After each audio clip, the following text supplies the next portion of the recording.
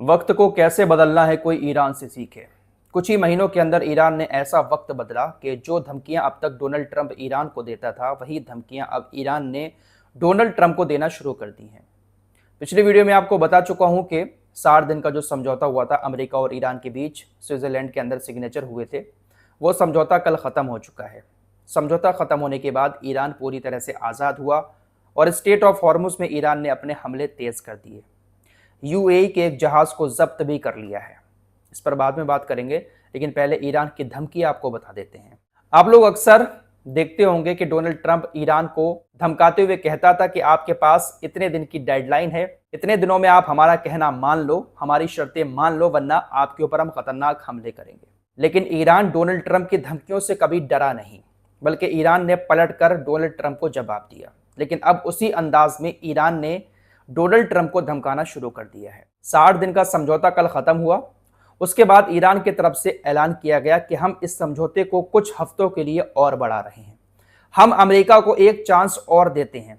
कुछ दिन की डेडलाइन ईरान ने अमेरिका को और दे दी है कि समझौते में जो नियम शर्तें हैं उसको अमेरिका अभी भी लागू कर दे। अभी वक्त है अमेरिका के पास, वरना आने वाले दिनों में मिडिल ईस्ट के अंदर अमेरिका की हालत और ज्यादा खराब हो जाएगी। समझौते में स्टेट ऑफ हॉर्मुज़ को लेकर जो नियम कानून रखे गए थे उनको अमेरिका लागू करे, तुरंत अपनी सेना को यहां से वापस ले, वरना कुछ हफ्तों के बाद अमेरिका की नौसेना के जो युद्धपोत यहां पर मौजूद हैं, हमारी मिसाइलें उनको निशाना बनाना शुरू कर देंगे। समझौते में जो शर्त रखी गई थी कि पूरे मिडिल ईस्ट में अमेरिका हर मोर्चे पर लड़ाई बंद करेगा, चाहे वो लेबनान हो, चाहे सीरिया हो, चाहे यमन हो या फिर ईरान, सभी जगहों पर सीजफायर होगा परमानेंट वाला। अभी तक ये शर्त भी लागू नहीं की गई है।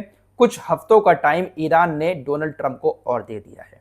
अभी तक डोनाल्ड ट्रंप ईरान को टाइम देता था, डेडलाइन देता था, लेकिन अब ईरान ने डोनाल्ड ट्रंप को डेडलाइन देना शुरू कर दी है। अगर ट्रंप इस समझौते को नहीं मानता है, नियम शर्तें लागू नहीं करता है, तो हो सकता है कि आने वाले कुछ दिनों में डोनाल्ड ट्रंप की सेना के ऊपर ईरान के हमले शुरू हो जाएं।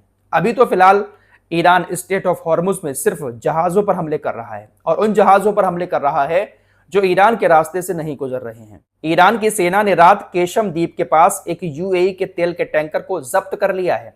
हमला नहीं किया, बल्कि उसको जब्त ही कर लिया है, पकड़ लिया है, अपने कब्जे में ले लिया है। काफी बड़ा यूएई का तेल का टैंकर था। ईरान की सेना का कहना है कि हमारे नियम कानून के मुताबिक यह जहाज स्टेट ऑफ हॉर्मुज़ पार नहीं कर रहा था, इसलिए हमने इस जहाज को जब्त कर लिया। और ऐसा पहली बार यूएई के साथ ईरान ने किया है।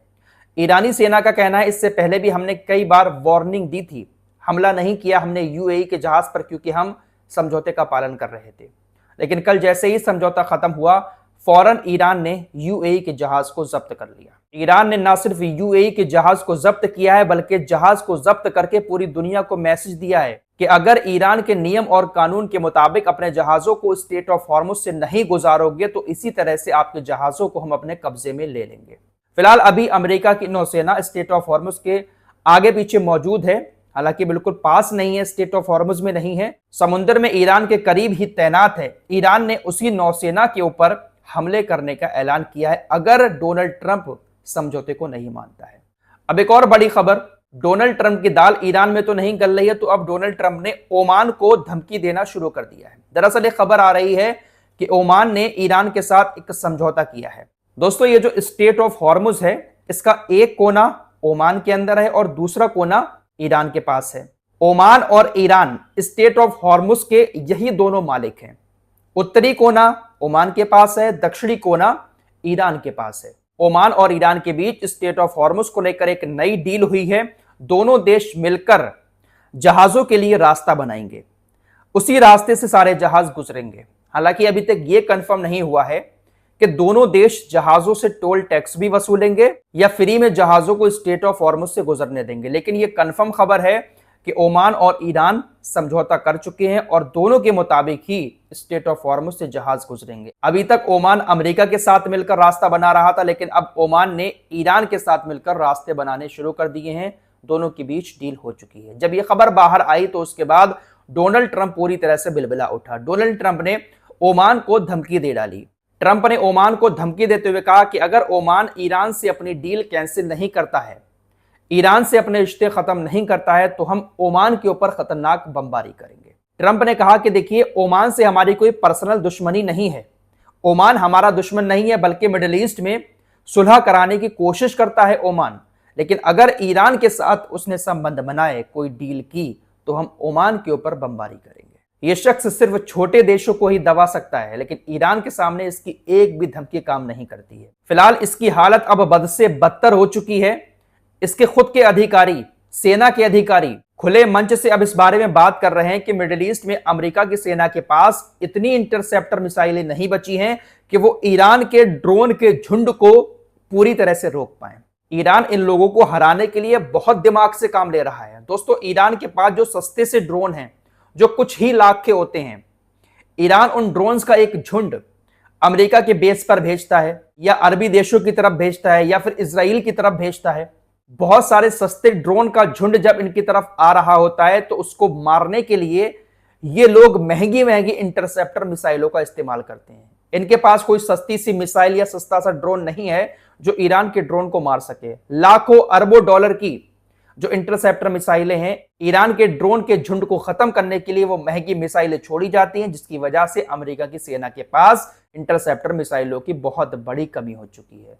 ईरान अगर 50 ड्रोन सस्ते वाले छोड़ देता है ना, तो ईरान तो कुछ ही लाख के छोड़ता है, लेकिन करोड़ों अरबों की मिसाइलें इन लोगों को उन ड्रोन्स को मारने के लिए छोड़नी पड़ती हैं।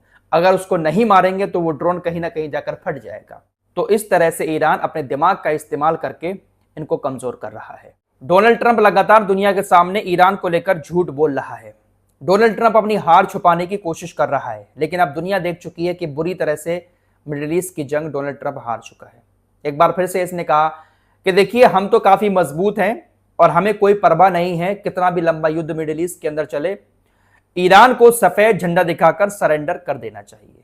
ईरान बातचीत करने की कोशिश कर रहा है अंदर अंदर, ईरान बातचीत ना करे, सफेद झंडा दिखाकर हमारे सामने सरेंडर कर दे, हमें कोई दिक्कत नहीं है, हम लड़ते रहेंगे। इस तरह की बड़ी बड़ी बातें अभी भी इसकी तरफ से फेंकी जा रही हैं। इस पर पलटवार करते हुए आईआरजीसी के स्पोक्स पर्सन ने कहा कि देखिए, ट्रंप के पास सिर्फ एक ही ऑप्शन है कि वो अपनी हार को खुले तौर पर एक्सेप्ट करे और ईरान की शर्तों को मान ले। अगर ऐसा नहीं करता है तो अंजाम इनको भुगतना पड़ेगा। आईआरजीसी के स्पोक्स पर्सन ने कहा कि डोनाल्ड ट्रंप ये जो बड़े बड़े दावे कर रहे हैं, ये सिर्फ हार की वजह से इनके अंदर गलतफहमियां पैदा हो गई हैं कि ईरान इनसे बातचीत करेगा। हमने अब तक जो जानकारी इकट्ठा की है, हमें जो जानकारी मिली है, उसके मुताबिक ईरान अमेरिका के साथ किसी तरह की कोई भी अंदरूनी बातचीत नहीं कर रहा है। आईआरजीसी के स्पोक्स पर्सन ने सारी बातें क्लियर कर दी हैं। फिलहाल मिडिल ईस्ट में ईरान एक नई ताकत बनकर उभरा है और दुनिया को दिखा दिया है कि बड़े बड़े देशों का सामना कैसे करना है। एक तरफ मक्का समझौता हुआ है, उसका गुणगान रजब तैयब एर्दोगान लगातार कर रहे हैं। एक बार फिर से इन्होंने कल डोनाल्ड ट्रंप से फोन पर बात की और कहा कि देखिए, हमने मक्का समझौता किया है और इलाके में शांति कायम करने की एक नई कोशिश की है और इससे बहुत फर्क पड़ेगा, घंटा फर्क पड़ेगा। चाहे मक्का समझौता हो, चाहे कोई और समझौता हो, 50-55 मुस्लिम देश एक साथ मिलकर आ जाएं, लेकिन कोई कुछ नहीं कर सकता। ओआईसी नाम का संगठन भी मौजूद है मिडिल ईस्ट के अंदर, लेकिन ओआईसी किस तरह के फैसले लेता है आप सभी देख रहे हैं। अरे हंसी तो मुझे इस समझौते पर आ रही है कि हूतीज लगातार सऊदी अरब के ठिकानों को निशाना बना रहे हैं, लेकिन अभी तक पाकिस्तान और तुर्की की सेना ने एक भी हमला नहीं किया है। अरे दिखावे के लिए ही, सऊदी अरब का दिल रखने के लिए ही कहीं पर भी छुटपुट कुछ कर देते, लेकिन अभी तक पाकिस्तान और तुर्की ने कुछ नहीं किया है। कुछ नहीं होगा इनसे, ये सिर्फ और सिर्फ कागजी शेर हैं। बयानबाजी कितनी बड़ी बड़ी करवा लो रजब तैयब एर्दोगान से कि नेतन्याहू हिटलर है, नेतन्याहू खूनी है, ये है वो है, बयान बड़े बड़े आते हैं इसकी तरफ से, लेकिन ये बंदा सिर्फ कागजी शेर है। इस रिपोर्ट में इतना ही। कुछ और खबरों के साथ फिर हाजिर होंगे। अपना ख्याल रखिएगा। अल्लाह।